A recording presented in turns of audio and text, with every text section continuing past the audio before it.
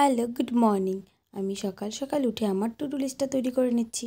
আজকে আমি to do লিস্টে রেখেছি শব্দ, সংবিধান, সরল সুদ আর 100+ MCQ। দেখি আজকে আমি কতটুকু কমপ্লিট করতে পারি। সবার প্রথমে আমি আমার ক্লাস 9-এর বই থেকে শব্দটা পড়ে নিচ্ছি। আমার এই শব্দটা কমপ্লিট করতে প্রায় 1.5 থেকে 2 ঘন্টা লেগেছে। মর্নিংয়ে আমি শুধু শব্দটা রেখেছিলাম, কারণ শব্দটা আমার কমপ্লিট করে আমার কোচিং ক্লাস ছিল, সেখানে গিয়েছিলাম। সেখান থেকে এসে আমার পড়ানো ছিল, সেই স্টুডেন্টদেরকে পড়িয়ে আমি আবার বিকালের দিকে বসে যাই অঙ্ক করতে। আমার আজকে অঙ্কের টপিক ছিল সরল সুদ। আমি সরল সুদের অঙ্কগুলো প্র্যাকটিস করে নিচ্ছি। আমি এই অঙ্কগুলো প্র্যাকটিস করছি সুবীর দাসের ম্যাথ বই থেকে। প্রায় আমি 40টার মতো অঙ্ক করেছিলাম। 1.5 ঘন্টার মতো আমি অঙ্ক প্র্যাকটিস করে নিয়েছি।